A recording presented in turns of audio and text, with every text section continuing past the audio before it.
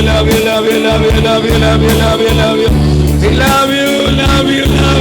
wonderful mighty persons this evening, Lord. Oh, we feel in our persons, Masala, Kodiara, Shemekermania, Kulmaroso, Turbalara, Leta Marian, Turelero, Kodian, Terelere, Remani Hatula, Maseterian, Terelere.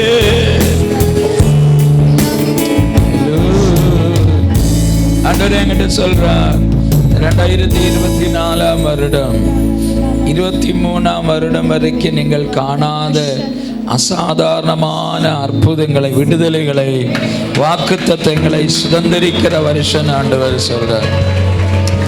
4ஆம் மாதம் தாண்டுகிறதினோடாய் லைஃப்ல ஒரு பெரிய turning point உண்டாகும் ஆண்டவர் சொல்றார். 8ஆம் மாதம் எங்களுடைய லைஃபினுடைய திருப்பு முனையின் மாதமாய் இருக்கும். ஆமென். 10, 11ஆவது மாதங்கள் பட்டணம் பிடிக்கிற மாதமாக இருக்குன்னு பரிசுத்த ஆவியானவர் சொல்ற. இதுவரை சபை சரித்திரத்தில் நடக்காத சில அசைவுகளை கர்த்தர் இந்த ஆண்டில் திருச்சபையில கட்டளையிட போகிறேன் பரிசுத்த ஆவியானவர் சொல்ற. ஒரு ஆவியினுடைய பெருமலையை கர்த்தர் இதற்குள்ள பொழிந்தருள பண்ணுவார். தேவனால் பயன்படுத்த சில பாத்திரங்களை கர்த்தர் தட்டி எழுப்ப போறேன்னு பரிசுத்த ஆவியானவர் சொல்ற. இதுக்குள்ள இருந்த சில தீர்க்க தரிசிகளை கர்த்தர் எழுப்ப போகிறார். சில தீர்க்கரைகளை கர்த்தர் எழுப்ப போகிறார். ஆண்டவர் என்கிட்ட சொல்ற, நான் என் சபையை கட்டுவேன், பாதாளத்தின் வாசல்கள் அதை மேற்கொள்வதில்லை. ஆண்டவர் சொல்ற, நான் என் சபையை கட்டுவேன், பாதாளத்தின் வாசல்கள் அதை மேற்கொள்வதில்லை. Thank you Holy Spirit. March April அசாதாரணமான உயிர் மீட்சியை உண்டு பண்ணுவேன் ஆண்டவர் சொல்றார். ஒரு பயங்கர உயிர் மீட்சியை நீங்க காண போறீங்க. நீங்க கண்ணீரை கண்டதும் துன்பத்தை அனுபவித்ததுமான ஆண்டுகளுக்கெல்லாம் இரட்டிப்பான பிரதிபலனை சுதந்திரிக்க போறீங்கன்னு, இரட்டிப்பான பிரதிபலனை சுதந்திரிக்க போறீங்கன்னு பரிசுத்த ஆவியானவர் சொல்றார். சில வீடுகள் எல்லாம் தேவனுடைய சந்திப்பை பார்க்க போகுதுன்னு பரிசுத்த ஆவியானவர் என்கிட்ட சொல்றார். Thank you holy spirit. Thank you lord, thank you lord. இழந்ததை திருப்பி தருவேன் ஆண்டவர் சொல்றார். இழந்ததை திரும்ப தருவேன். சன்பல்லாத்தையும் தொபியாவையும் நான் பிடுங்குவேன் ஆண்டவர் சொல்றார். சன்பல்லாத்தையும் தொபியாவையும் நான் பிடுங்குவேன். எழுந்து கட்டுவோம் வாருங்கள் என்ற அந்த நல்ல வேலைக்கு அவர்கள் தங்கள் கைகளை திடப்படுத்தினார்கள். 2024 அலங்கம் கட்டப்படுகிற வருடான பரிசுத்த ஆவியானவர் சொல்றார். தகப்பனே, இந்த நல்ல இரவுக்காய் ஸ்தோத்திரம். நம்முடைய நல்ல வார்த்தைக்காய் உமக்கு நன்றி. நம்முடைய பிள்ளைகளோடு நீங்கள் பேசுங்க. தனிப்பட்ட ரீதியில் உள்ள தெய்வ சத்தங்கள் வெளிப்படட்டும். இந்த 3 தினங்கள் எங்கள் லைஃப்பில் இதுவரைக்கும் காணாத, இராத, மறக்க முடியாத அனுபவ நாட்களாக எங்களுக்கு மாற்றித்தார். சர்வ வல்லவர் தம்முடைய பரிசுத்த சத்தத்தை, நம்முடைய பரிசுத்த நாமத்தை எங்கள் மத்தியிலே மகிமைப்படுத்த நாங்கள் ஜெபிக்கிறோம். நீர் அப்படி செய்கிறதுக்காய் நன்றி. எல்லா துதியும் கனமும் மகிமையும் உமக்கு செலுத்துகிறோம். Take complete control holy spirit. நீரை பொறுப்படுத்திக் கொள்ளும் இயேசுவின் நாமத்தில் பிதாவே.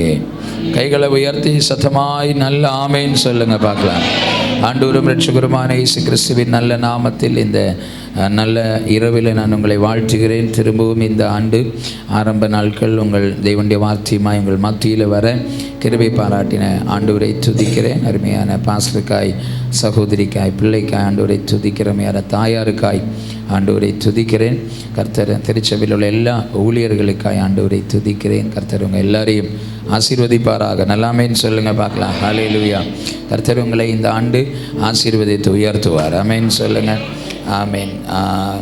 நம்முடைய வாழ்க்கையில் மறக்க முடியாத அனுபவ தினங்கள் உள்ள ஆண்டாக இருக்குது இந்த வருஷம். 2024 ஆண்டவர் ஏதோ வித்தியாசமாய் செய்ய போகிற ஜனங்களுக்கு மத்தியில் கர்த்தருடைய சந்திப்பு வெளிப்படுகிற நாட்களாக இருக்குது. 2024 குறித்து நான் ஆண்டவர்கிட்ட ஜெபித்து கொண்டிருந்த பொழுது ஆண்டவர் என்கிட்ட சொன்ன வார்த்தை இதுதான். 2 காரியங்கள் இந்த ஆண்டு பகிரங்கமாய் ஆவிக்குரிய கோலத்தில் நடக்கும். ஒன்று, பரிசுத்த ஆவியானவர் அசாதாரணமாய் பொழிந்தருளுவார்.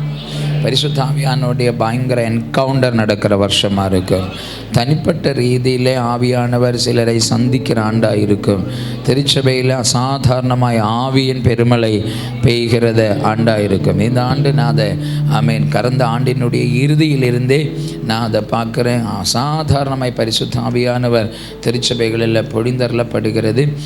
கர்த்தர் இந்த மீட்டிங்கினோட உங்கள் நடுவிலும் ஆவியை அளவில்லாமல் ஊற்றட்டும். ஹல்லேலூயா. ரெண்டாவது பயங்கர தேவனுடைய பிள்ளைகள் பயங்கரமாய் ஃபினான்ஷியலி ஆசீர்வதிக்கப்படுவாங்க. இந்த வருஷம் இதுவரை அனுபவிக்காத அளவுக்கு பயங்கர ஃபினான்ஷியல் பிளெஸிங் உண்டாகும். ஒரு ஃபைனான்ஷியல் பிளெஸிங்கினுடைய வருஷம் இந்த வருஷம். இந்த 2 காரியங்கள் தேவ பிள்ளைகளுடைய லைஃப்பில் நடக்கும்னு கர்த்தர் என்கிட்ட தெளிவாய் சொன்னார். கர்த்தர் அதை இந்த ஆண்டு ஆரம்பத்திலேயே செய்து கொண்டு இருக்கிறார். உங்கள் நடுவிலும் கர்த்தர் அதை செய்யட்டும். ஆமென் சொல்லுங்கள் பார்க்கலாம். இந்த ஆண்டுக்காக நான் ஜெபித்தபொழுது ஆண்டவர் எனக்கு கொடுத்த வாக்குத்தத்தம் தான் எழுந்து கட்டுவோம், அரைஸ் அண்ட் பில்டு. எழுந்து கட்டுவோம் வாருங்கள் என்று சொல்லி அந்த நல்ல வேலைக்கு அவர்கள் தங்களுடைய கைகளை திடப்படுத்தினார்கள்.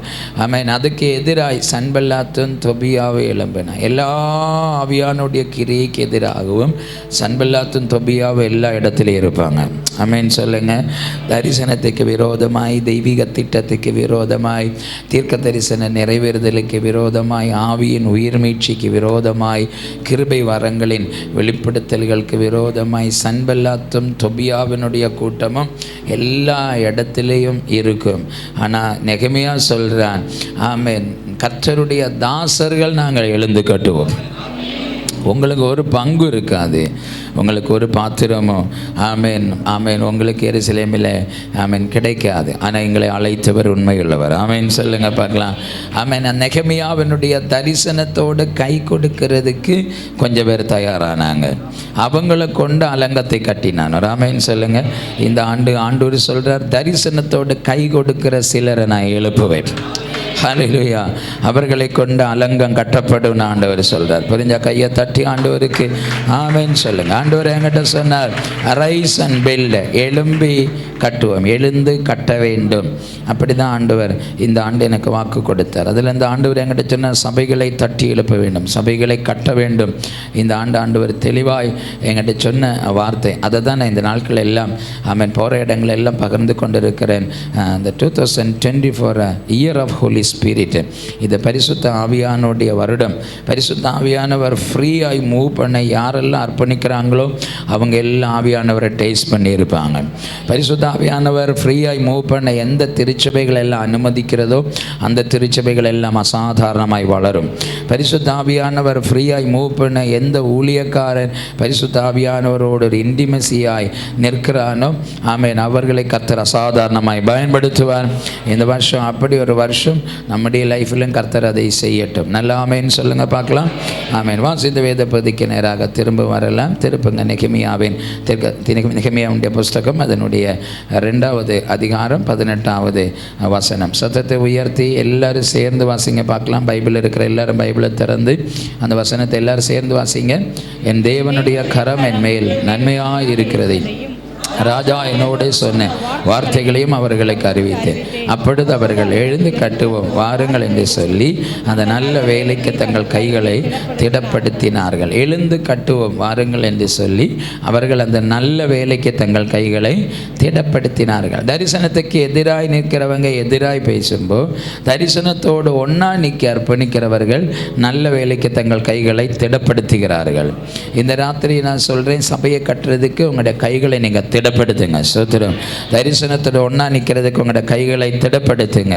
ஆவியோடு ஒன்றா நிற்கிறதுக்கு உங்களோட கைகளை திடப்படுத்துங்க. அப்போதான் ஆவியானுடைய ஆளுகை நீங்கள் பார்க்க முடியும். ராமேன்னு சொல்லுங்கள். ஒரே ஒரு ஆகான் தான் இஸ்ரவேல் ஜனங்களுடைய தோல்விக்கு முழுவதும் காரணமாக இருந்தான். கீழ்ப்படுகிற ஒரு ஆதாமால, கீழ்ப்படியாத ஒரு ஆதாமால தான் முழு மனுகுலத்துக்கும் பாவம் வந்தது. கீழ்ப்படுகிற ஒரே இயேசுவால் முழு மனுகுலத்துக்கும் ரட்சிப்பும் வந்தது. நம்ம ஒரு ஆள் முழு திருச்சபையின் ஆசீர்வாதத்துக்கு தடையாகவும் இருக்கலாம், நம்ம ஒரு ஆள் முழு திருச்சபைக்கு ஆசீர்வாதமாகவும் இருக்கலாம். நீங்கள் எப்படி இருக்க விரும்புகிறீங்க? ஆவியானவர் உங்கள் திருச்சபை நாம் காரணம் திருச்சபையில் ஒரு பிளெஸிங்க்கு தடையாக இருக்கக்கூடாதுன்னு சொல்கிறவங்க எலியா பலிபீடத்தை செப்பனிட்டதை போல் உங்களை செப்பனிட்டு கொள்ளுங்க. ஆவியானுடைய ஆளுகை வெளிப்படும். ஆமென் சொல்லுங்க பார்க்கலாம். என்னமா பரிசுத்த ஆவியானவர் இந்த நாட்கள் ஏதோ செய்ய போகிறார். எத்தனை பேர் ஆமென் சொல்வீங்க? ஆமென். நம்ம முதல்ல இன்னைக்கு ராத்திரி நேரம் ரொம்ப நேரம் இல்லை, கொஞ்சம் நேரம் தான் இருக்குது. இன்னைக்கு முதல்ல சொன்ன நம்முடைய ஆலயத்தை கட்ட வேண்டும். ஆமென். எப்படி நம்முடைய ஆலயத்தை கட்ட வேண்டும், நம்முடைய ஸ்பிரிச்சுவல் லைஃபை எப்படி கட்ட வேண்டும், ஸ்பிரிட் லைஃபை எப்படி கட்ட வேண்டும், இந்த 3 காரியங்கள் தான் இந்த 3 நாட்களும் நான் உங்களோடு பகிர்ந்து கொள்ள போகிறேன். ஃபஸ்ட்டில் நம்முடைய ஆலயத்தை, தேவனுடைய ஆலயத்தை நாம் கட்ட வேண்டும். வாசிங்க பார்க்கலாம். கொரிந்தியர் நிருபம் 3ஆம் அதிகாரம், 1 கொரிந்தியர் 3ஆம் அதிகாரம் 16-17 வசனங்கள். வாசிங்க. 1 கொரிந்தியர் 3ஆம் அதிகாரம் 16-17 வசனம்.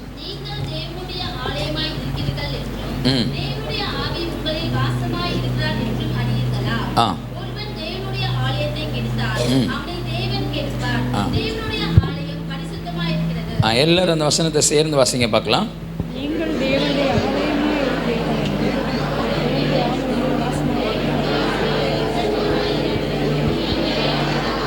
அவங்க பக்கத்தில் இருக்க 2-3 பேரை தொட்டுட்டு சொல்லுங்கள், நீங்கள் தான் சர்ச்சுன்னு சொல்லுங்கள். சொல்லுங்கள், நீங்கள் தான் தேவனுடைய. சொல்லுங்கள், நீங்கள் தான் தேவனுடைய. சொல்லுங்கள், தேவனுடைய ஆலயம், தேவனுடைய ஆவியானவர் உங்களுக்குள்ளே தான் இருக்காருன்னு சொல்லுங்கள். ஆமாம். நல்ல ஒரு மாதிரி முறைக்காமல் முழிச்சிக்கிட்டு இருக்காமல் நல்ல ஒரு அலையிலையாக சொல்லுங்கள் பார்க்கலாம். நீங்கள் ஒரு மாதிரி முறைச்சிக்கிட்டு இருக்கீங்க. உங்கள் முறையை பார்க்கும்போது அப்படி தோண்டலான்னு எனக்கு தோணுது. அலையிலையா நல்லா ஃப்ரீயாக ரிலாக்ஸாக இருங்க பார்க்கலாம். அவங்க பக்கத்தில் கையெல்லாம் கொடுங்க பார்க்கலாம். கையை கொடுங்க. அவங்க முகத்தை பாருங்கள், முகத்தை பாருங்கள். இப்படியே கையை கொடுத்துருங்க. ப்ரைஸில் முகத்தை பார்த்து கொடுங்க. முகத்தை கொடுங்க. முகத்தை பார்த்துட்டு சொல்லுங்கள், சந்தோஷமாக இருங்கன்னு சொல்லுங்கள். நல்லா சிரிச்சு காட்டுங்க பார்க்கலாம். கொஞ்சம் ரிலாக்ஸ் ஆகுங்க, ஃப்ரீ ஆகுங்க. என்ன முறையாக பார்க்குறவங்க கை தூக்குங்க பார்க்கலாம். என்ன முறையாக பார்க்குறவங்களே சிரிச்சுக்கிட்டு தான் இருக்காங்க. பின்ன போன முறை பார்த்தவங்க ஒரு மாதிரி முறைச்சிக்கிட்டு இருக்கீங்க. அல்லேலூயா. நல்லா ஃப்ரீயாக இருங்க பார்க்கலாம். நல்ல கையை தட்டி ஆண்டவருக்கு மகிமையை கொடுங்க பார்க்கலாம். அல்லேலூயா. நீங்கள் எவ்வளவு ரிலாக்ஸாக இருக்கீங்களோ அவ்வளோ பரிசுத்த ஆவியானவர் ரிலாக்ஸாக மூவ் பண்ணுவார். நீங்கள் எவ்வளோ டென்ஷனாக இருக்கிறோ ஆவியான நீங்கள் முகத்தை வீங்க வச்சுட்டு வச்சுக்கோங்களேன், அவர் வரவே மாட்டார். ராமேன்னு சொல்லுங்கள். நல்ல ரிலாக்ஸாக ஃப்ரீயாக இருங்க, சந்தோஷமாக இருங்க. நல்ல ராமேன்னு சொல்லுங்கள் பார்க்கலாம். கர்த்தர் நம்மை ஆசீர்வதிப்பார். அப்போஸ்தலனாகிய பவுல் கொரிந்திய சபைக்கு எழுதின நிருபம். கொரிந்திய நிருபம் எழுதினது பவுல். எழுதப்பட்டது கொரிந்து சபைக்காக. எழுதினதோட நோக்கம் சபையினுடைய ஒழுக்கக்கேடுகளை ஒழுங்குபடுத்தும்படி, சபைக்குள்ளே இருக்கிற டிஸார்டரிங் சிஸ்டத்தை ஆர்டர் ஆக்கிறதுக்கு தான் அப்போஸ்தலனாகிய பவுல் கொரிந்திய நிருபத்தை முழுவதும் நிருபங்களை எல்லாமே எழுதினார். கொரிந்திய நிருபத்தை எழுதக்கூடிய பிரதானமான நோக்கம் திருச்சபையில் நிறைய சீர்கேடுகள் இருந்தது. சீர்கேடுகளை சீர்படுத்துறதுக்காக தான் பவுலின் நிருபத்தை எழுதினார். மற்ற திருச்சபைகளுக்குள்ள இல்லாத 5 நல்ல கேரக்டர் கொரிந்து சபைக்குள்ளே இருந்தது. அண்ட் 1ஆம் அதிகாரம் 5 முதல் 7 வரையில வசனங்கள் வாசித்தீங்கன்னா நல்லா தெரியும். அதில் சொல்லப்பட்டிருக்க ஒன்று, நல்ல உபதேசம் உள்ள சபை. கொரிந்து சபை கிறிஸ்து இயேசுவுக்குள்ளாய் எல்லா உபதேசத்தில், எல்லாரும் சொல்லுங்க, இப்போ நல்ல உபதேசம் உள்ள சபை கொரிந்த சபை. 2 நல்ல அறிவுள்ள சபை கொரிந்த சபை. Means educated people. கொரிந்த சபையில் உள்ளவங்க எல்லாம் நல்ல படிப்பறிவு உள்ளவர்கள், வித்தியாசம்பத்து உள்ளவர்கள். 3வது கொரிந்த சபையில் பரிபூரணத்துவம், சம்பூரணத்துவம், ஆவியிலும் பரிபூர்ணம் இருந்தது, பொருளாதாரத்திலும் பரிபூர்ணம், பணத்திரட்சியுள்ள சபை கொரிந்த சபை. அடுத்து 4 ஆவிக்குரிய எல்லா வரங்களும் உள்ள சபை. 5 இயேசு வெளிப்படுகிறதற்கு காத்திருக்கிற சபை. எவ்வளவு நல்ல கேரக்டர் இல்லையா கொரிந்து சபைக்கு. 1 கொரிந்து சபை நல்ல உபதேசம் உள்ள சபை. உபதேச சீர்கேடுகள், உபதேச கோளாறுகள் கொரிந்து சபையில் இல்லை. கொரிந்து சபையை பவுல் நல்ல உபதேசம் பண்ணி வளர்த்துகிறார்.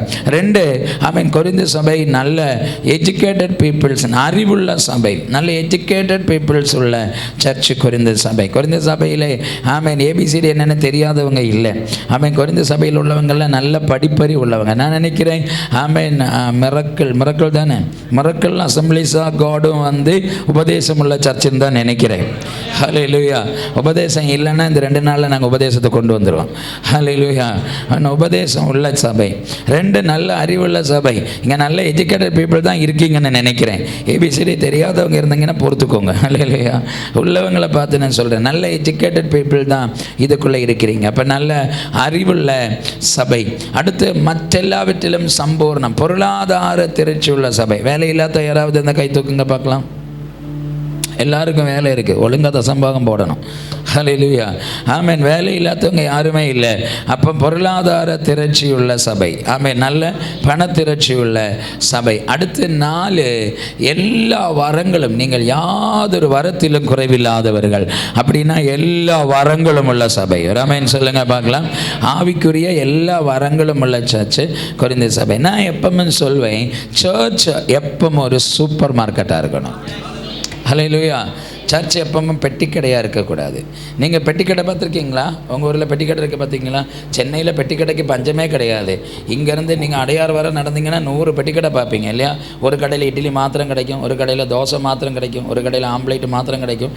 ஆமென். ஒரு கடையில் டீ மாத்திரம் கிடைக்கும், ஒரு கடையில் காஃபி மாத்திரம் தான் கிடைக்கும். அப்போ ஒரு ஆளுக்கு தோசையும் இட்லியும் சாம்பாரும் அப்புறம் நான் டீயும் காஃபியும் குடிக்கணும். அப்போ எத்தனை கடைக்கு போவீங்க? 5 கடைக்கு போவீங்க. ஹல்லேலூயா.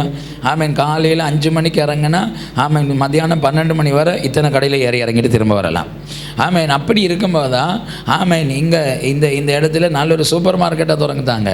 நீங்கள் அதுக்குள்ளே என்ட்ரு ஆகிட்டா உங்களுக்கு டீ காப்பி மாத்திரம் இல்லை, உங்கள் வீட்டுக்குள்ளே முழு பொருட்களும் அங்கே கிடைக்கும். ஆமென். நீங்கள் பெட்டி கடைக்கு போவீங்களா, சூப்பர் மார்க்கெட்டு போவீங்களா? ஒரு நல்ல ஆமென் சொல்லுங்கள் பார்க்கலாம். நீங்கள் சூப்பர் மார்க்கெட்டை திறக்கலை, பெட்டி கடையில் நீங்கள் பெட்டி கடை ஆயிடுவீங்க, சூப்பர் மார்க்கெட் ஆண்டவர் தரப்பார்.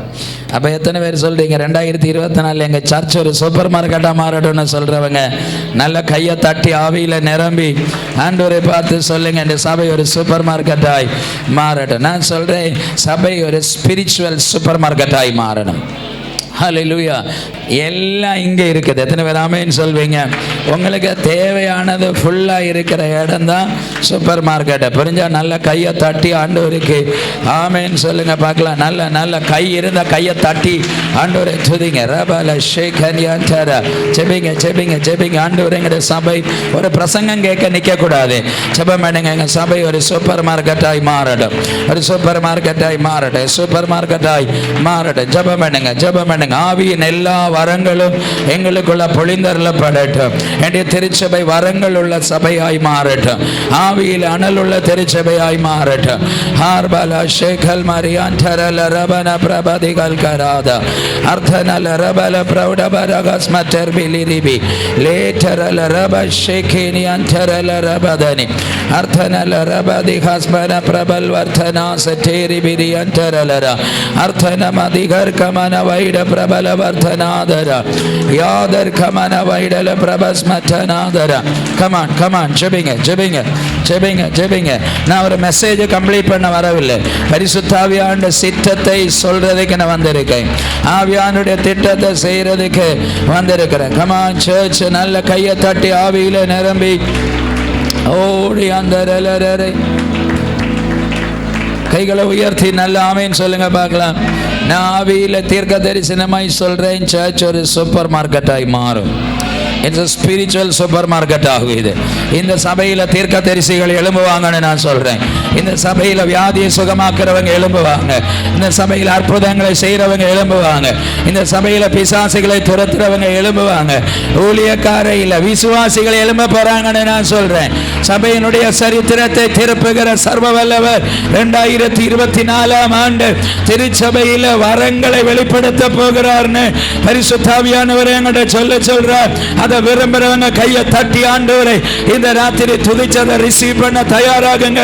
உங்க கிராமத்தில் நீங்க உங்க வீடு ஒரு ஹீலிங் சென்டர், உங்க கிராமத்தில் உங்க வீடு ஒரு டெலிவரன்ஸ் சென்டர், உங்க தெருவில் உங்க வீடு ஒரு prophetical centre. Come on church, this is the time of encounter. Amen. கிருபையுள்ளவர்கள் சத்தத்தை உயர்த்திய பாவை துதிக்கட்டும். ஓ நான் தீர்க்க தரிசனமாய் சொல்றேன், தேவன் பயன்படுத்துகிற சில பாத்திரங்களை கர்த்தர் இதுக்குள்ள இருந்து எழுப்ப போகிறார் ஆண்டவர் சொல்றார். மிரக்கிள் அசெம்பிளிஸ் ஆஃப் காட், பேரு மாத்திரம் இல்ல, மிரக்கிள் சர்ச்சுக்குள்ள மிரக்கிள் டெஸ்டிமனி எழும்புகிற ஆண்டு. ஆமென். அந்த தேவ மனுஷனுக்கு ஏன் மிரக்கிள் ஆண்டவர் பேரு கொடுத்தாரு தெரியாது. பட் மிரக்கிள்ஸ் இதுக்குள்ள மேனிஃபெஸ்ட் ஆக போகுதுன்னு, மிரக்கிள்ஸ் மேனிஃபெஸ்ட் ஆக போகுதுன்னு பரிசுத்த ஆவியானவர் என்கிட்ட தீர்க்க தரிசனமாய் சொல்றார். ஒரு தேவ மனுஷனுடைய தரிசனம் திருச்சபையில நடக்க போகுது. நின்று போன ஆவிக்குரிய அசைவுகள், நின்று போன ஆவிக்குரிய எழுப்புதல், நின்று போன அற்புதங்கள், நின்று போன விடுதலைகள் திருச்சபையில திரும்ப உயிர் கொள்ள போகிறது. சபையால ரிசீவ்.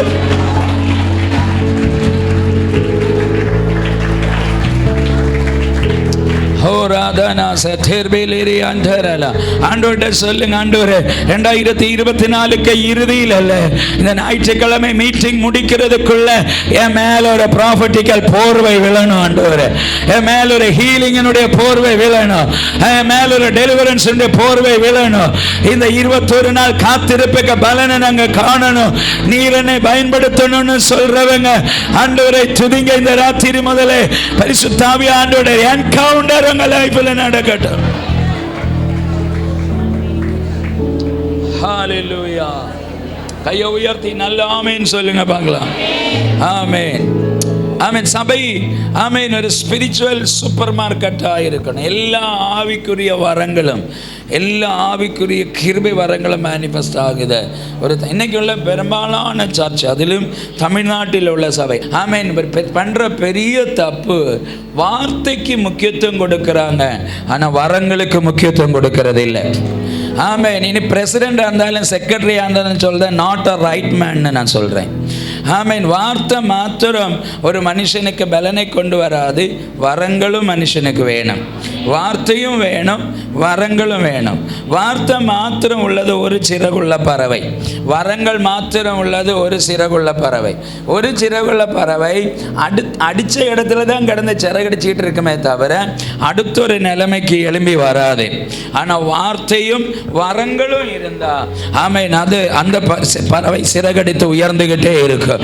நான் சொல்றேன், Adyar miracle assemblies of God church வார்த்தையும் வரங்களும் உள்ள சிறகடிக்கிற பறவையாய் எழும்பட்டு 2024 முதல் இதுவரை காணாத ஆவிக்குரிய வளர்ச்சி திருச்சபைக்குள்ள நடக்கட்டும். சொல்லுங்க, அதுக்கு என்ன பயன்படுத்தணும் ஆண்டவரேன்னு சொல்றவங்க நல்ல கையை தட்டி ராத்திரி முதல் அந்த அபிஷேகத்தை ரிசீவ் பண்ண ஆரம்பிங்க. ஹalleluya. திருச்சபை வார்த்தையுள்ள திருச்சபையாக இருக்கணும், வரங்கள் உள்ள திருச்சபையாக இருக்கணும். அப்போஸ்தலர் நடபடிகள் நீங்க வாசிச்சீங்கன்னா அங்க சொல்லப்பட்டிருக்கிறது, அவர்கள் பிரசங்கம் பண்ணின வசனத்தை, வார்த்தையை அற்புதங்களினாலும் அடையாளங்களினாலும் பரிசுத்த ஆவியானவர் உறுதிப்படுத்தினார். அப்படின்னா இயேசு சுகமாக்குவார்னு பிரசங்கம் பண்ண போனா நான் சொல்றேன், அதை வரட்டு பிரசங்கிகன்னு சொல்றேன். அது வரட்டு பிரசங்கிகன், அது வரட்டு பிரசங்கம். ஏசு சுகமாக்குறார்னு பிரசங்கம் பண்ணினா சுகமாக்கி காட்டணும், அதுதான் ஜீவனுள்ள பிரசங்கம். ஏசு மறைபொருளை வெளிப்படுத்துகிறவன்னு சொல்லிட்டு மறைபொருளை வெளிப்படுத்தாம போனா அது வரட்டு பிரசங்கிகன். ஆமென்.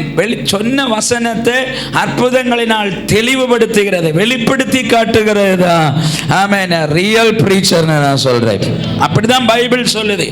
அவர்கள் பிரசங்கம் பண்ணின வசனத்தை அவர் அற்புதங்களினாலும் அடையாளங்களினாலும் உறுதிப்படுத்தினாராம். அப்படின்னா வசனத்தை ஆமென் உறுதிப்படுத்தணும். ஆமென் சொல்லுங்க பார்க்கலாம். சுகமாக்குற இயேசுவை பிரசங்கம் பண்ண நீங்க சுகமாக்கி காட்டணும். பிசாசை துரத்துகிற இயேசுவை பிரசங்கம் பண்ண நீங்க பிசாசை துரத்தி ஜனங்களை விடுவிக்கணும்.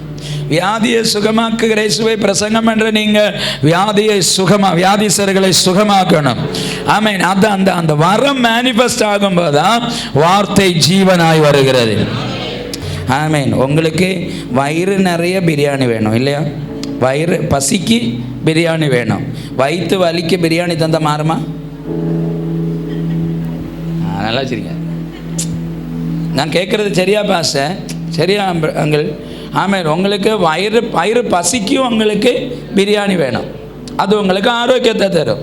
வயிறு வலிக்கு பிரியாணி தந்தால் மாறுமான்னு கேட்டேன். வயிறு வலிக்கு. ஆனால் பிரியாணிக்குள்ளே மெடிசின் இருக்குது இல்லையா? நமக்கு ஆரோக்கியத்தை தர்ற மெடிசின் எல்லாம் பிரியாணிக்குள்ளே இருக்குது. ஆனால் அந்த பிரியாணி சாப்பிட்டனால தான் உங்களுக்கு வயிறு வலியே வந்துச்சு. அந்த வயிறு வலிக்கு ஒரு ஹீலிங் மெடிசின் இல்லாமல் எப்படி மாறும்? அப்போ ஆவி மனுஷனுக்கு பலனுக்கு வார்த்தை வேணும். நம்முடைய ஆவிக்குரிய மனுஷனுக்கு பலனுக்கு வார்த்தை வேணும். ஆனால் சரீரத்தின் சுகத்துக்கு ஹீலிங் தானே வேணும்.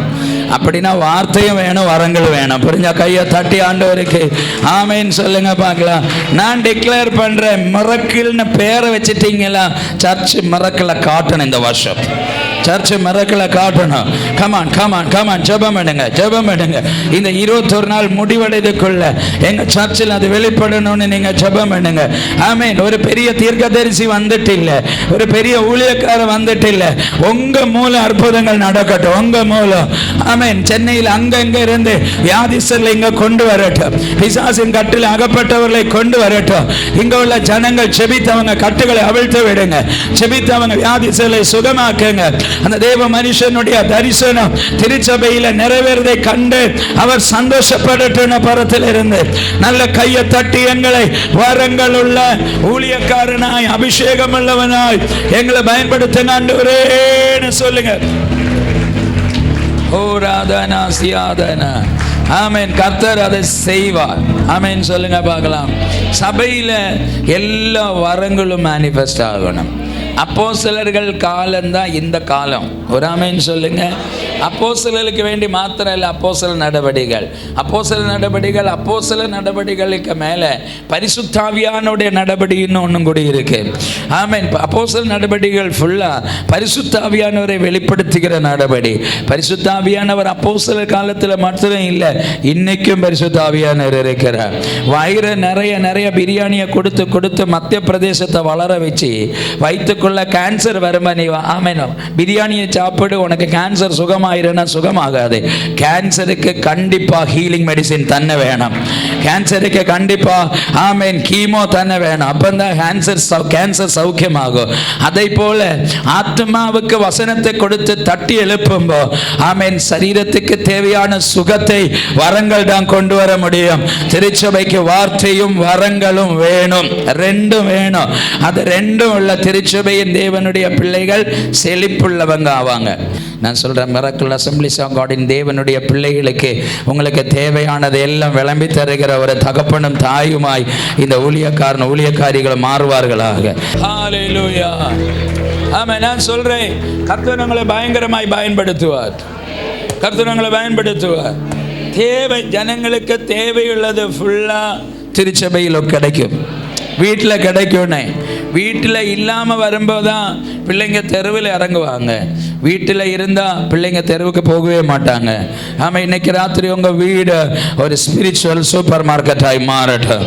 ஆமாம். நல்ல ஒரு ஆமைன்னு சொல்லுங்க பார்க்கலாம். ஸோ அவர்கள் பிரசங்கம் பண்ணின வசனத்தை அற்புதங்களினாலும் அடையாளங்களினாலும் அவர் உறுதிப்படுத்தினார். அப்படின்னா சபையில் வார்த்தையும் வேணும், வரங்களும் வேணும். சிலர் வரங்களை மாத்திரம் வெளிப்படுத்தி போயிட்டு இருப்பாங்க, அது ஆகாது. அது ஆத்மாவுக்கு பலனை கொண்டு வராது. சிலர் வார்த்தையை மாத்திரம் பிரசங்கம் பண்ணி போயிட்டு இருப்பாங்க, அதுவும் ஆத்மாவுக்கு ஆகாது. ஆமென். வார்த்தையும் வேணும், வரங்களும் வேணும். காரணம் வார்த்தை பலனை கொண்டு வரும், வரம் விடுதலையை கொண்டு வரும். ஹல்லேலூயா. கட்டப்பட்டிருக்கவனுக்கு விடுதலையை கொண்டு வரணும்னா அந்த வார்த்தையில வெளிப்படுகிற ஜீவன் வெளிப்பட வேண்டும். ஹல்லேலூயா. ஆமென். அப்பம் விளம்பப்படவும் வேணும், ஆசீர்வாதம் பொழிந்தருளப்படவும் வேணும். அதுதான் திருச்சபை. ஸோ ஆமென். கொரிந்திய சபை எல்லா வரங்களும் உள்ள சர்ச்சா இருந்துச்சு. தீர்க்க தரிசனம் வேணுமா? சபைக்குள்ள இருக்கு. ஆமென். அற்புதங்கள் வேணுமா? சபைக்குள்ள இருக்கு. ஆமென். பிசாசை துரத்தணுமா? சபைக்குள்ள இருக்கு. டிசைனிங் ஸ்பிரிட் வேணுமா? சபைக்குள்ள இருக்கு. வேர்ட் ஆஃப் நாலேஜ் வேணுமா? சபைக்குள்ள இருக்கு. எல்லா வரங்களும் திருச்சபைக்குள்ள இருக்கு. ஆமென். நான் டிக்ளேர் பண்ற மிரக்கிள் ஏஜ் அப்படி மாறினதுக்காய் ஸ்தோத்திரம். அப்படி மாறினதுக்காய் ஸ்தோத்திரம். நீங்க நம்பினாலும் நம்பாட்டாலும் அடுத்த சில ஆண்டுகளில் சபை அப்படி மாறப்போகுதுன்னு நான் சொல்றேன். அப்படி மாறப்போகுது. அப்படி பயன்படுத்தப்படுகிற ஊழியர்களையும் ஊழியக்காரிகளையும் கர்த்தர் இதற்குள்ள இருந்து எழுப்ப போகிறார்னு தேவனுடைய தீர்க்கம் நான் சொல்றேன். தேவனுடைய தீர்க்கம் சொல்றேன். சபையினுடைய சரித்திரத்தை கர்த்தர் மாற்றுவார். ஆமென். மறைந்தவங்க பாஸ்டருக்கு என்ன தரிசனத்தை கொடுத்த ஆண்டவர் மிரக்கிள்னு பெயர் போட்டார்னு எனக்கு தெரியாது. ஆனா அது மேனிஃபெஸ்ட் ஆகும்னு ஆண்டவர் ஆண்டவர் சொல்றார். அது மேனிஃபெஸ்ட் ஆகும், அந்த மிரக்கலை பார்ப்பீங்க. ஆமென். இந்த வழியா சைரன் அடிச்சுட்டு போற ஆம்புலன்ஸ் இங்க நடக்கிற ஆராதனையில உள்ள இருக்கிற டெட் பாடி எழும்பி ஓடி வரணும் இங்க. ஹல்லேலூயா. ஆமென். ஆம்புலன்ஸுக்காரன் அதிர்ந்து போகணும். சர்ச்சை கிராஸ் பண்ண உடனே வியாதி சுகமாயிட்டுன்னு சொல்லணும். ஆமென் சொல்லுங்க. ஹல்லேலூயா. உங்களுக்கு தெரியுமா? ஆமென். இங்க ஆராதிச்சா ரோடு வழியா நடக்கிறவங்களுக்கு வர அற்புதங்கள் நடக்கும்னு நான் சொல்றேன். இங்க ஆராதிச்சா இந்த பக்கத்து வீட்டில் எல்லாம் அனாயிண்டிங் வெளிப்பட்டு அவங்க எல்லாம் ஹீல் ஆவாங்கன்னு சொல்றேன். அவங்க எல்லாம் ஆசீர்வதிக்கப்படுவாங்கன்னு சொல்றேன். அப்படி ஒரு பிரசன்ஸை திருச்சபையிலிருந்து வெளியில ரிலீஸ் பண்ற ஒரு ஸ்பிரிச்சுவல் சூப்பர் மார்க்கெட்டாய் ஆமென் இந்த வருஷம் மிரக்கிள் ஏஜ் மாறட்டும். நல்ல கையை உயர்த்தி ஆமென் சொல்லுங்க பார்க்கலாம். எல்லா வரங்களும் உள்ள சபை. அடுத்து ஆமென், ஐந்தாவது கிறிஸ்து வெளிப்படுகிறதற்கு எதிர்பார்ப்போடு காத்திருக்கிற சபை. அப்படின்னா ஏனோ தானோன்னு ஆராதிச்சு போறதுக்காக வந்த சர்ச் இல்லை. நேர திருப்பி இயேசு கிறிஸ்துவின் மகிமையின் வருகைக்கு எதிர்பார்ப்புள்ள ஒரு திருச்சபை. அப்போ எவ்வளவு நல்ல கேரக்டர் இல்லையா? நல்ல உபதேசம், நல்ல அறிவு, நல்ல பணத்திரட்சி, எல்லா வரங்கள். ஆமென். அப்புறம் இயேசு கிறிஸ்துவின் மகிமையின் எதிர்பார்ப்பு, பின்ன கிறிஸ்துவின் பண்ணை, கிறிஸ்துவின் மாளிகை. ஆமென். கிறிஸ்துவினுடைய நற்கந்தம். ஆமென். பின்ன என்ன கிறிஸ்துவினுடைய செய்தித்தாள், நியூஸ் பேப்பர். ஆமென். இப்படி சோ அண்ட் சோ. ஆமென். கொரிந்த சபை குறித்து நிறைய காரியங்கள் சொல்லி இருக்கு. இவ்வளோ நல்ல கேரக்டர் உள்ள சர்ச்சுக்குள்ள ஆமென்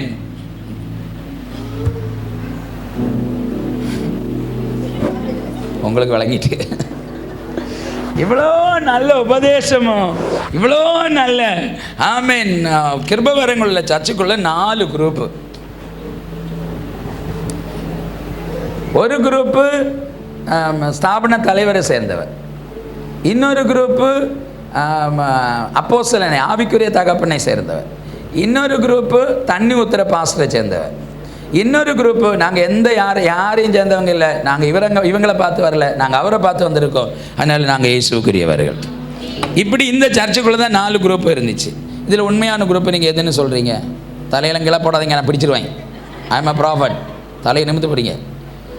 ஹல்லேலூயா. இதில் உண்மையான குரூப் எதுன்னு நீங்கள் சொல்கிறீங்க? சொல்லுங்க. ஆவிக்குரிய தகப்பனை சேர்ந்தவங்களா? உங்கள் ஆவிக்குரிய தகப்பனை நீங்கள் நேசிக்கணும். உங்களுடைய ஆவிக்குரிய தாயை நீங்கள் நேசிக்கிறது. உங்கள் வாழ்நாளில் எப்பவும் அவங்க செய்த நன்மை நீங்கள் மறக்கவே கூடாது. அவங்களுக்கு நீங்கள் நன்றி உள்ளவங்களாக இருக்கணும். தகப்பனையும் தாயும் மறக்கிறவங்க நன்றி கெட்டவர்கள் நான் சொல்கிறேன். பூசணிக்காய் விசுவாசிகளாக இருக்காதீங்க. பூசணிக்காய் விசுவாசின்னு உங்களுக்கு விளங்கிச்சா? என்ன இந்த மொழி முழிக்கிறீங்க? எங்கேயும் ஆண்டவர் ரொம்ப ஒழுங்குபடுத்துறாரு கேட்டிங்களா? ஏதோ செய்ய போகிறாரு ஆண்டவர். பூசணிக்காய் விசுவாசின்னு உங்களுக்கு தெரியுமா? தெரியாதா? அந்த பூசணிக்காயை பார்த்துருக்கீங்களா?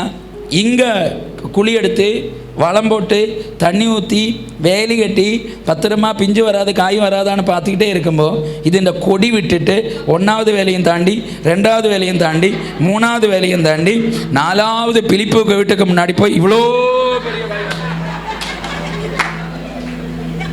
அதுதான் பூசணிக்காய். உங்களுக்கு விளங்கிச்சா? பூசணிக்காய் வள்ளி ஆகாதீங்க. ஆமாம். ஜபம் பண்ணுறதுக்கு ஒரு ஊழியக்காரன், தண்ணி ஊற்றுறதுக்கு ஊழியக்காரன், உரம் போடுறதுக்கு ஒரு ஊழியக்காரன், அப்புறம் ஜபம் பண்ணுறதுக்கு ஊழியக்காரன். ஆமாம். சின்ன பிள்ளையாக இருக்கும்போது அவன் வளர்த்துறதுக்கு, சுவிசேஷம் சொல்கிறதுக்கு, ஞானசனம் எடுக்கிறதுக்கு, பொண்ணு பார்த்து கல்யாணம் பண்ணி வைக்கிறதுக்கு, அப்புறம் பிள்ளை பிறந்தன்னா பிள்ளையை டெடிகேட் பண்ணுறதுக்கு, ஆமாம், அதுக்கப்புறம் அந்த பிள்ளையை படிக்க வைக்கிறதுக்கு, அதுக்கப்புறம் வெளிநாட்டுக்கு அனுப்பி வைக்கிறதுக்கு வர ஊழியக்காரன் வேணும். வெளிநாட்டில் போய் கோட்டும் ஷூட்டும் போட்டு 5 லட்ச ரூபா சேலரி வாங்கிட்டா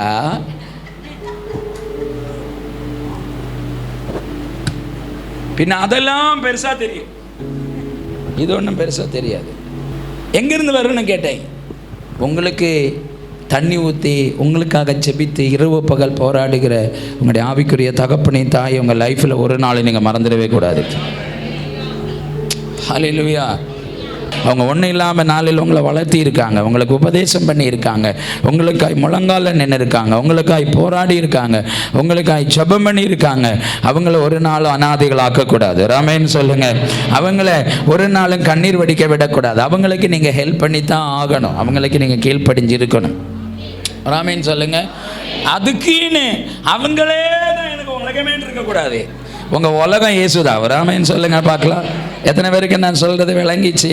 அப்போ பூசணிக்காய் விசுவாசிகள் எல்லாம் கையை உயர்த்தி அல்லேலூயா சொல்லுங்க பார்க்கலாம். யாராவது இருந்தால் இது தீர்க்க தரிசன சத்தம், மனம் திரும்பிடுங்க. அல்லன்னா பூசணிக்காய் எல்லாம் அழுக போகுது. அப்புறம் பூசணிக்காய் அழுகுனதுக்கு அப்புறம் இங்கே வந்து அழுதுட்டு இருக்கக்கூடாது. ஆமாம், எங்கள் அம்மாவுக்கு இதே தான் வேலை. பார்த்துக்கோங்க. அப்படியே வெத்தையை போட்டு பூசணிக்காய் வச்சுட்டு இருப்பாங்க, தண்ணி ஊற்ற சொல்லுவாங்க, உரம்போட சொல்லுவாங்க, சமாதானமே தரமாட்டாங்க. நானும் ஒரு நாள் பார்த்தேன். ஒரு நாள் இது காய் ஒன்றும் தரமாட்டேங்க. ஒரு நாள் சாயங்காலம் ஒரு 4 மணி அனுப்புவோம். நீங்கள் சர்ச்சில் மொப்பனார் கொஞ்சம் ஒரு கிண்ணத்தில் கொஞ்சம் குழம்பு கொண்டு வர்றாரு. நான் கேட்டேன், என்னன்னு கேட்டேன். அவர் சொன்னால் பூசணிக்காய் கறி பாசம் உங்களுக்கு நல்லா பிடிக்குன்னு சொன்னாங்க, அதனால் கொண்டு வந்தேன்னு சொன்னாங்க. நானும் அம்மா சாப்பாடை போடுங்கன்னு சொல்லி சாப்பிட்டேன். சாப்பிட்டு இருக்கும்போது கேட்டார், பாஸ்டர் குழம்பு எப்படி இருக்கு? சூப்பராக இருக்கு. பூசணிக்காய் எதுன்னு தெரியுமா? தெரியாதே. உங்கள் வீட்டு பூசணிக்காய்? நான் எங்கள் வீட்டு பூசணிக்காயா? ஆமாம், நாங்களும் 1-2 மாதமாக பார்த்துக்கிட்டே இருக்கிறோம். எங்கள் வீட்டில் வந்து கொடி போட்டு காய்ச்சிக்கிட்டே இருந்துச்சு. ஆமேன். அது பாஸ்டர் பிடுங்குவார்னு பார்த்தா பிடுங்கலை.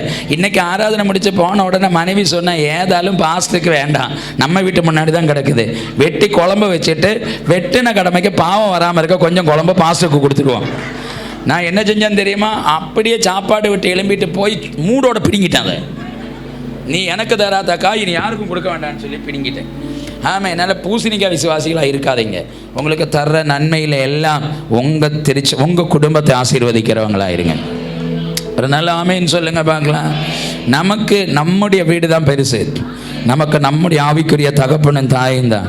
அவங்க வடித்த கண்ணீர், அவங்க விழித்திருந்த இரவுகள், அவங்க உங்களுக்காய்ப்பட்ட பிரயாசங்கள், அவங்க உங்களுக்காக எடுத்த அனுபவங்கள், அதெல்லாம் பெருசு. உங்கள் ஆவிக்குரிய தகப்பனையும் தாயை நீங்கள் கனம் பண்ணணும். ஆனால் அவங்க உங்களுக்கு விக்கிரகம் ஆகக்கூடாது. உங்களுக்கு விக்கிரகம் இயேசுதான். இயேசுவை மட்டும்தான் ஆழமாய் நேசிக்கணும், வேற எதையும் நேசிக்கக்கூடாது. கொரிந்து சபைக்குள்ள 4 குரூப் இருந்தது. சிலர் பவுலை சேர்ந்தவர்கள், சிலர் அப்போலோவை சேர்ந்தவர்கள், சிலர் கேபாவை சேர்ந்தவர்கள், சிலர் கிறிஸ்துவை சேர்ந்தவர்கள்.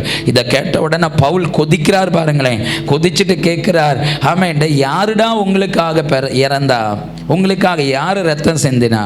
யார் சிலுவையில் மரித்தார்? யார் பாடுபட்டார்? நீங்கள் ஏண்டா உங்களுக்குள்ள 4 குரூப்பாக உட்காந்துக்கிட்டு இருக்கீங்க? முதல்ல பவுலா, அப்போலோவா, கேபாவா, இதெல்லாம் விட்டுட்டு கிறிஸ்துவை சேர்ந்தவர்களா இருங்கன்னு சொல்றார்.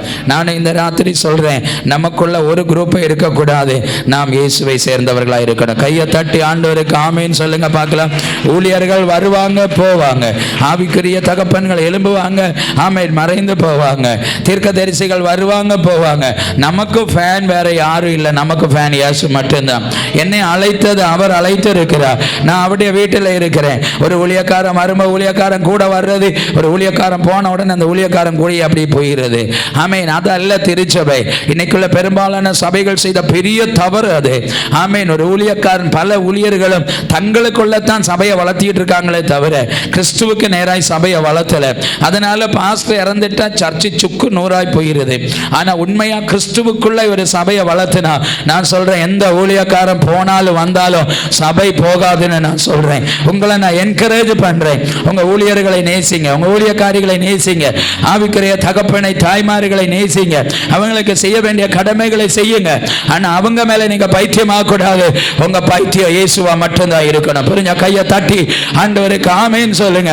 இன்னைக்கு ராத்திரி விக்கிரகங்கள் இருந்தால் அது வெட்டப்படட்டும். இயேசுவின் நாமத்தில் விக்கிரக ஆவிகளும் வெட்டப்படட்டும். சபை சீர்படுத்தப்படட்டும். ஹல்லேலூயா. நீங்கள் பெரும்பாலான சென்னையிலேயே வளர்ந்த சர்ச்செல்லாம் உடஞ்சி போகிறதுக்கு பிரதானமான காரணம் இதுதான். பலரும் ஊழியர்களுக்குள்ள சபையை வளர்த்தினாங்களே தவிர கிறிஸ்துவுக்குள்ள சபையை வளர்த்தலை.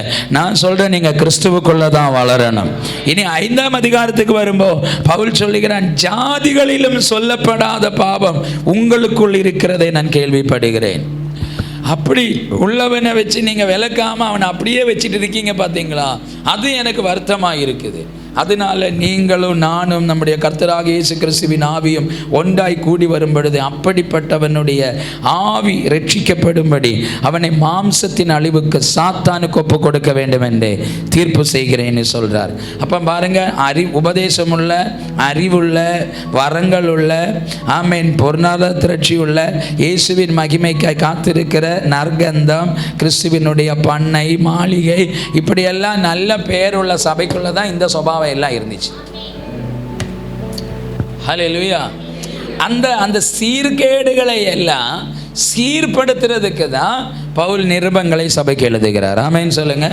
ஆனால் நம்ம அதை ஃபுல்லாக உபதேசமாக்கியே வச்சுட்டோம். அதுதான் உபதேசம், இதுதான் உபதேசம். ஆனால் உபதேசம் டாக்டரினா என்னன்னு தெரியுமா?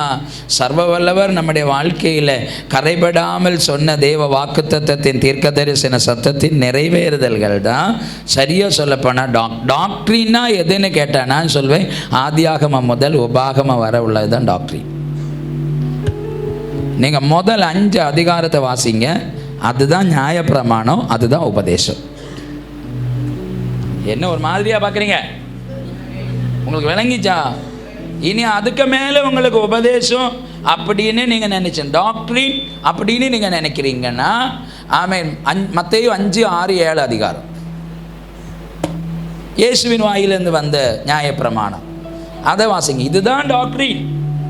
இப்போ பழைய ஏற்பாடு டாக்டரின், அதனால் யூதர்களுக்குரியது. நாங்கள் புதிய ஏற்பாட்டுக்காரர்கள், அதனால எங்களுக்கு அந்த டாக்டரின் வேண்டாம், இந்த டாக்டரின் வேண்டாம், அதை விட கடுத்த டாக்டரின் புதிய ஏற்பாடு டாக்டரின். நீ உன் சத்துருவை நேசிக்கணும்னு சொல்கிறது சிம்பிளா கஷ்டமா? உனக்குரியதை எடுத்துக்கொள்ள விரும்புகிறவனுக்கும் போர்வையும் விட்டுக்கூடுன்னு சொல்கிறது சிம்பிளா கஷ்டமா? சொல்லுங்க. அப்படின்னா நியாயப்பிரமாணமாக பெருசு, புதிய ஏற்பாட்டில் இயேசு சொன்ன பிரமாணமாக பெருசு? நியாயப்பிரமாணம் ஒரு ஸ்திரீயோடு படுத்திருந்தால் தான் விபச்சாரம், புதிய ஏற்பாட்டில் பார்த்தாலே விபச்சாரம். அப்போ அதான் பெருசு, இதா பெருசு? ஆமென். நியாயப்பிரமாணங்கிறது உன்னை விட உன் சகோதரன் நேசிக்கிறது, அன்பு கூறுதல் தான் நியாயப்பிரமாணத்தின் முழு நிறைவேறுதலே. ஆமென். அதெல்லாம் பெருசாக வந்துட்டு. அப்போ நியாயப்பிரமாணத்தில் சொன்னதை விட காட்டம் புதிய ஏற்பாட்டில் தான் கூடுதல். இன்னும் கொஞ்சம் ஆட்கள் சொல்கிறாங்க, போனதுக்கும் வந்ததுக்கும் செஞ்சதுக்கும் செஞ்சுக்கிட்டு இருக்கிறதுக்கும் செய்ய போகிறதுக்கும் கிருபை மூடிட்டின்னு சொல்லி, அதே கிருபையின் காலத்தில் தான் எபிரேய நிருபத்தில் சொல்லியிருக்கிறார் 10ஆம் அதிகாரம் 26ஆம் வசனம், சத்தியத்தை குறித்த அறிவை அடைந்த பின்பு மனப்பூர்வமாய் பாபம் செய்தால் பாவங்களின் நிமித்தம் இனி ஒரு பலி இல்லாதபடியினால் கடுமையான நியாயத்தீர்ப்பு வரும் என்று எதிர்பார்த்தலும் விரோதிகளை பட்சிக்கும் கோபாக்கினியுமே இருக்கும் என்று நியாயப்பிரமாண புஸ்தகத்தில் இல்லை, புதிய ஏற்பாட்டில் தான் சொல்லி இருக்கிறேன். அப்படின்னா கிருபை எப்படி காப்பாற்றும் சொல்லுங்க? கிருபை எப்படி காப்பாற்றும்னு சொன்னேன். புதிய ஏற்பாட்டுக்காரங்க தான் சொல்றாங்க, எங்களுக்கு பழைய ஏற்பாடு வேண்டாம், அது நியாயப்பிரமாணம், அது யூதர்களுக்குரியது, எங்களுக்கு புதிய ஏற்பாடு போதும், எங்களுக்கு நாங்கள் கிருபையின் காலத்தில் இருக்கிறோம், எங்களுக்கு புதிய ஏற்பாடு போதும்னு சொல்றாங்க. கிருபையின் காலத்தில் தான் சொல்றாங்க. ஓகே, அதே கிருபையின் காலத்தில் தான் எழுதப்பட்ட வசனம் சொல்லி இருக்கு, சத்தியத்தை குறித்த அறிவை அடைந்த பின்பு மனப்பூர்வமாய் பாபம் செய்தால், அறிவை அடைந்த பின்பு மனப்பூர்வமாய் பாபம் செய்தால் பாவங்களின் நிமித்தம் இனி ஒரு பலி இல்லாதபடியினால் கடுமையான நியாய தீர்ப்பு வரும், விரோதிகளை பட்சிக்கிற கோபாக்கினி இருக்கும். இயேசுவை காலின் கீழ்க்கப்பட்டு மிதிக்கிறான். அப்புறம் கிருபையின் ஆவியை, பரிசுத்த ஆவியானவரை நிந்திக்கிறான். அவன் எவ்வளவு பெரிய கொடிய ஆக்கினைக்கு போவான்னு நியாயப்பிரமாணத்தில் புதிய ஏற்பாட்டில் தான் சொல்லியிருக்கேனே. அப்படின்னா கிருபை காப்பாற்றுமா சொல்லுங்க? வஞ்சிக்கப்படக்கூடாது சபை. சபை ஒரு நாளும் சதிக்கப்படக்கூடாது. நியாயப்பிரமாணம் தான் the word of God. அந்த நியாயப்பிரமாணத்துக்கு காப்பீஸ் தான் பாக்கியுள்ள எல்லாம். பவுல் தன்னால் நிறுவப்பட்ட சபைகளுக்கு டிஸார்டரிங் ஒழுக்கக்கேடுகளை ஒழுங்குபடுத்துறதுக்கு தான் நிருபங்களை ஃபுல்லாக எழுதினார். அந்த நிருபங்கள் எழுதப்பட்டதெல்லாம் ஒரு பரிசுத்தவாண்டி உபதேச சத்தம். அந்த உபதேச சத்தம் நம்மை சீர்படுத்துகிறதுக்காக எழுதி வச்சிருக்கிறார். நீங்கள் கொரிந்தியர் நிருபத்தை வாசிச்சீங்கன்னா, நம்முடைய கர்த்தராக இயேசு கிறிஸ்துவை தொழுது கொள்கிற இங்கும் எங்கும் எல்லா இடத்திலும் தொழுது கொள்ளுகிற எல்லாருக்காகவும் நான் இதை எழுதுகிறேன்னு சொல்லி இருக்கிறார். அப்போ கொரிந்த சபைக்காக மாத்திரம் இல்லை இந்த உபதேசம், மிரக்கிள் அசெம்பிளிஸ் ஆஃப் காட் சர்ச்சுக்காகவும் தான் இந்த உபதேசம். ஆமென் சொல்லுங்க பார்க்கலாம்.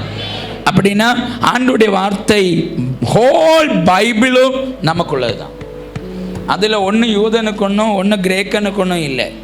ஹோல் பைபிளும் தேவனுடைய பிள்ளைக்காக எழுதப்பட்டிருக்குது. ஆனால் உங்களுக்கு தெரியுமா, ஆமேன், இயேசு பிரசங்கம் பண்ண காலத்தில் கூட்டம் கூட்டமாக ஜனங்கள் மனம் திரும்பினாங்க இல்லையா? ஆமேன், 5000 10,000 கூடி வந்தாங்க. எதுலேருந்து இயேசு பிரசங்கம் பண்ணார்? எபேசு நிருபத்திலேருந்து பிரசங்கம் பண்ணார். என்ன நீங்கள் ஒரு மாதிரியாக பார்த்துட்டு இருக்கீங்க? கேளுங்க, எங்கே பிரசங்கம் பண்ணார்? நியாயப்பிரமாணத்தில் தான் பிரசங்கம் பண்ணார். அப்போ தானே ஜனங்கள் ரட்சிக்கப்பட்டாங்க. போட்டோம். ஆமீன். பேதுரு மார்க்குவின் மேல் வீட்டு அறையில் பரிசுத்தாவியின் வல்லமை இறங்கினப்படுது, எழும்பி பிரசங்கம் பண்ணார். 3000 பேர் ஞானசானம் எடுத்தாங்க. எபேசு நிருபத்தை பிரசங்கம் பண்ணிட்டு அவன் ஞானசானம் எடுத்தாங்க. கொரிந்தியர் நிருபத்தை எடுத்துகிட்டு பிரசங்கம் பண்ணாங்க. அப்போ நீங்கள் சொல்கிறீங்க உங்களுக்கு புதிய ஏற்பாடு சபைக்கு நிருபங்கள் மட்டும்தான், நிருபங்கள் சபைக்கு கொடுங்க, பிரமாணம் வேண்டான்னு சொல்கிறீங்க. நியாயப்பிரமாணம் கேட்டுட்டு தானே சிஸ்டர் 3000 பேர் ஞானஸ்நானம் எடுத்தாங்க.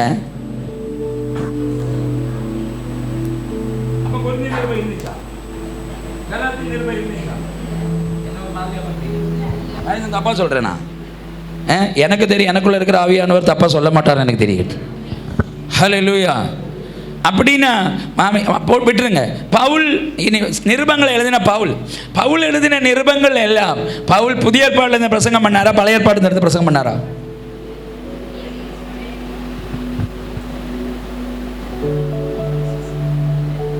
எங்கேயாவது யூடியூப் டெலிவிஷனை பின்னாடி நடந்தீங்க, அப்புறம் மொத்த உபதேச கோளாறு. அதுக்கு தான் சொன்னேன் ஹோட்டல் சாப்பாடு சாப்பிடாதீங்கண்ணே, வீட்டில் சாப்பிடுங்கண்ணே. வீட்டில் சாப்பிட்டா வலிக்காது, ஹோட்டல் சாப்பாடு சாப்பிட்டா வலிக்கும். வீட்டில் உப்பு மிளகுலாம் அளவுக்கு தான் போட்டு தருவாங்க. ஹோட்டலில் சிலப்போ உப்பும் கூடும் மிளகும் கூடும். அப்புறம் வயிற்று வலி வந்ததுக்கு நாங்களாக குத்தக்காரங்க. இப்போ யூடியூபுக்கும் டெலிவிஷன் மினிஸ்ட்ரிக்கு ஒரு பஞ்சமும் இல்லை, பார்த்துக்கோங்க. ஏன் இதுதான் நம்மளை சீர்கெடுக்க வச்சுட்டு. நான் இந்த ராத்திரி சொல்கிறேன், சபையை கட்டுறதுக்கு தான் பரிசுத்த ஆவியானவர் அனுப்பினார். 2024 வருடம் ஆமெனுடைய சீர்கேடுகள் எல்லாம் சீர்படட்டும். ஆவியானவர் எங்கேயோ பலமாய் சிலதை செய்ய போகிறார்னு நான் சொல்கிறேன். ஹல்லேலூயா. அப்படின்னா ஆமென். பவுல் பிரசங்கம் பண்ணது ஃபுல்லாக எங்கேருந்து பிரசங்கம் பண்ணார்? பழைய ஏற்பாட்டில் தான் பிரசங்கம் பண்ணார். பழைய ஏற்பாட்டில் இருக்கிற பிரசங்கத்தை கேட்டுட்டு தான் ஆமென் ஜனங்கள் மனம் திரும்பினாங்க இல்லையா? அப்படி தான் கலாத்திய நிருபம், கொலோசிய நிருபம், தெசலோனிக்கேய நிருபம், எபிரேய நிருபங்கள், எல்லா நிருபங்களும் உண்டாயிடுச்சு. அந்த நிருபங்களுக்குள் பவுல் எழுதின பவுலால் ஸ்தாபிக்கப்பட்ட சபையினுடைய சீர்கேடுகளை சீர்படுத்துறதுக்கு, ஒழுங்குபடுத்துறதுக்கு தான் ஆமென் பவுல் எழுதின நிருபங்கள் தான் எபேசியர், கலாத்தியர், கொலோசையர், பிலிப்பியர் நிருபங்கள் எல்லாம். ஆமென் சொல்லுங்க பார்க்கலாம். அப்படின்னா நமக்கு அதுவும் வேணும், இது வேணும். ஆமென் சொல்லுங்க. இனி ஒரு காரியம் கூட சொல்லிட்டு நான் முடிக்கிறேன். எனக்கு கேட்டிங்களா? நியாயப்பிரமாணத்தை ஆண்டவர் தம்முடைய விரலினால் மோசேக்கு எழுதி கொடுத்தார் இல்லையா? நியாயப்பிரமாணத்தை தேவன் சீனாய் மலையில் தம்முடைய விரலினால் எழுதி கொடுத்தார். நிருபங்களை பவுல் தன்னுடைய விரலினால், தேவாவியானுடைய உந்துதலினால் திருச்சபையின் சீர்கேடுகளை சீர்படுத்த தன்னுடைய விரலினால் எழுதி நிருபங்களை சபைக்கு அனுப்பினார். என்னோட கேள்வி, தேவன் தம் விரலினால் எழுதி கொடுத்ததுக்கு முக்கியத்துவம் கொடுக்கணுமா, மனுஷன் தன் விரலினால் எழுதினதுக்கு முக்கியத்துவம் கொடுக்கணுமா? அப்படின்னா பின்ன நியாயப்பிரமாண யூதனுக்கணும், எங்களுக்கு நிருபங்க தான் சொல்லிட்டு இருக்கீங்க.